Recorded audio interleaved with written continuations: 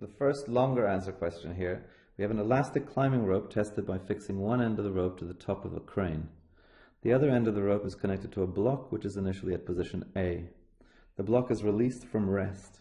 The mass of the rope is negligible. The unextended length of the rope is 60 meters, and from position A to position B, the block falls freely. At position B, the rope starts to extend.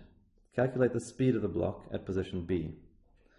So at position B, there hasn't been any force from the rope yet. It's just been in free fall for 60 meters. So this is basically asking us what the final speed is for an object in free fall for 60 meters. So we can say in fact, let's just do energy conservation.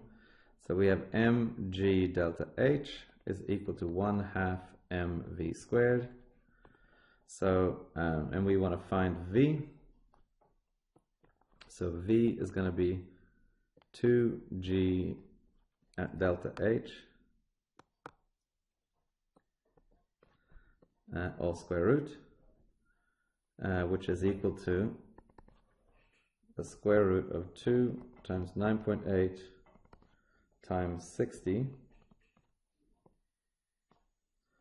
which gives us a final value of, oops, that's the wrong thing, 2 times 9.8 times 60, and then we want the square root of that, which is 34.3 if we need that much.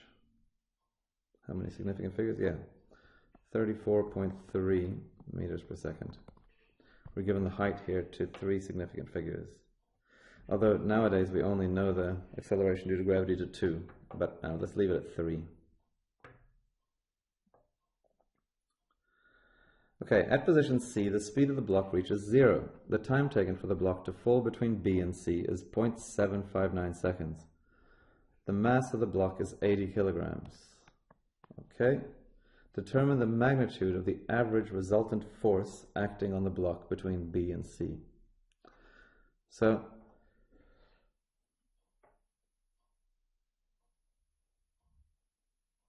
the average resultant force, so we need to know the average acceleration.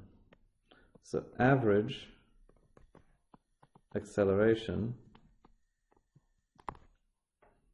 is delta V over delta T. And once we know the average acceleration, we can then work out the average force is MA. That's the average resultant force. So let's work out the acceleration first. So delta V over delta T, we know the change in speed was, well, 34.3 to 0. So that's negative 34.3 over a time of 0.759. I'll use the unrounded number for my calculator, I think.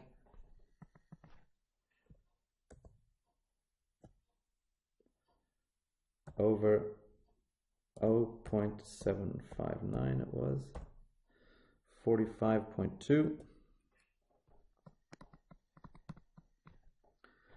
meters per second squared, and I'll say here using unrounded V. The average force is MA, so that is 80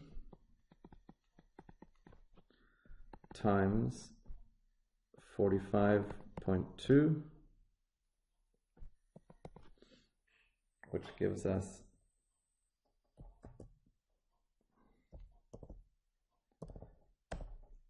3,615.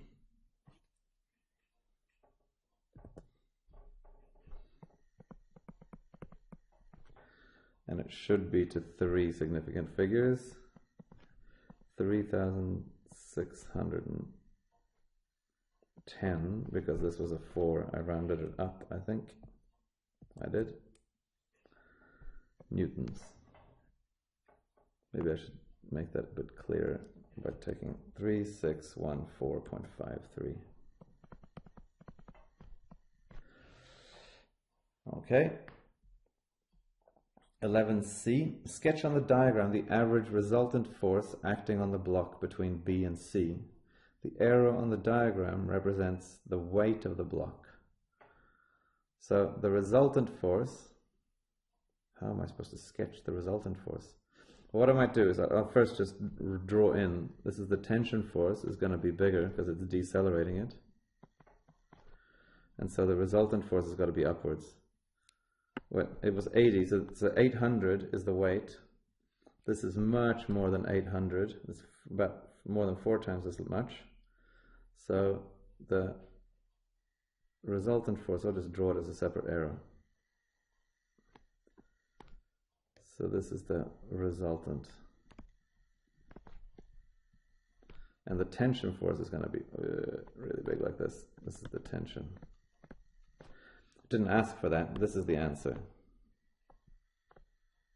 Because we don't usually draw the resultant force on a free body diagram. The reason why they included that diagram is to give you a sense of how big the weight force was. And the resultant force we know is about more than 4 times as much as the weight. Okay, calculate the magnitude of the average force exerted by the rope on the block between B and C. So, if we have the box, we have a downwards mg, and we have an upwards tension, and we can say tension minus mg is equal to whatever that 3,610 newtons.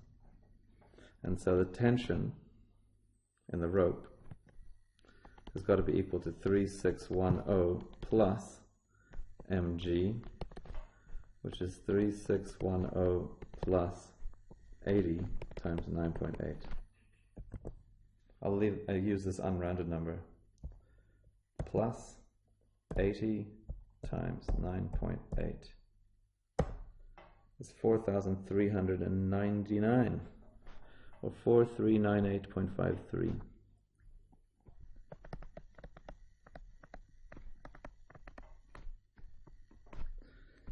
Which is it becomes 4400 newtons. To 3 significant figures. In fact, I should really write it like this. I should write 4.40 times 10 to the 3 newtons.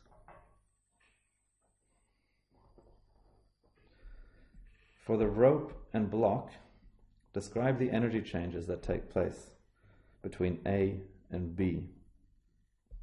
Okay, so between A and B, there we go.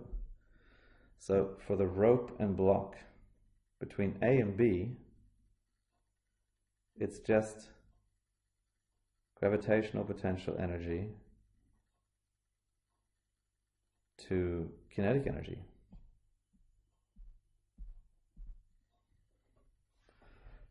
So gravitational potential energy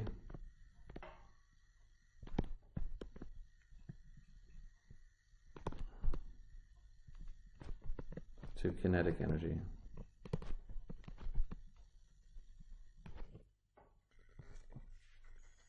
Okay, so between B and C, here it is still moving downwards, so it's losing gravitational potential energy. It's also losing kinetic energy because it's slowing down, and it's gaining elastic potential energy. So the block is losing gravitational potential energy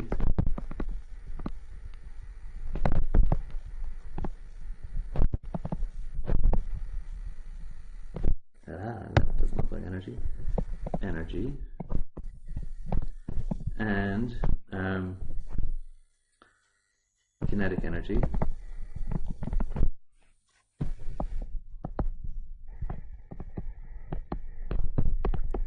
and the rope is gaining elastic potential energy.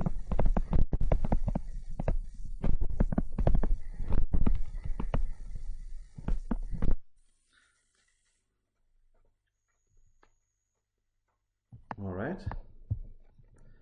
11G. The length reached by the rope at C is 77.4 meters. Suggest how energy considerations could be used to determine the elastic constant of the rope. Well, we know this is suggest, so we don't actually need to do it, which is odd, but we can do it, and we can just suggest it first. We know how much gravitational potential energy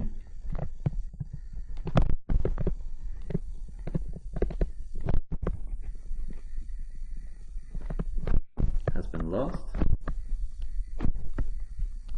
Now we put this number in here, so that's EP equals 80 times 9.8 times, now it's fallen 77.4 meters.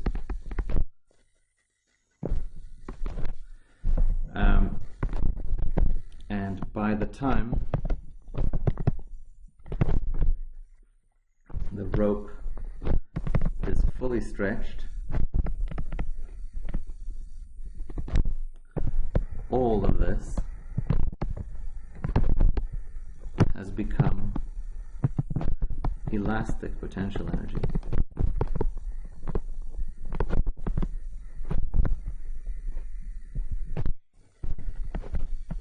EH equals 1/2 k x squared.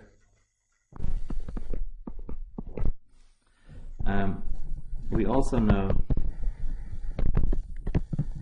rope has stretched by 77.4 minus 60, which is 17.4 meters.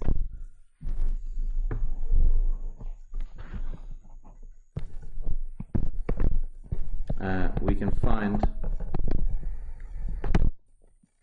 K like this. We just go EK equals EH. So mg delta H is equal to 1/2 kx squared.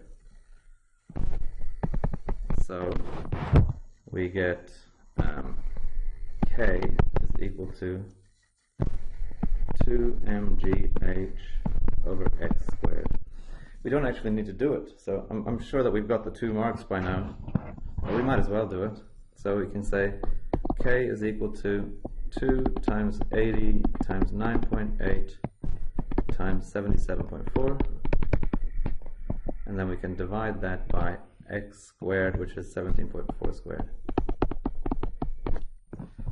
And why not do it since we can?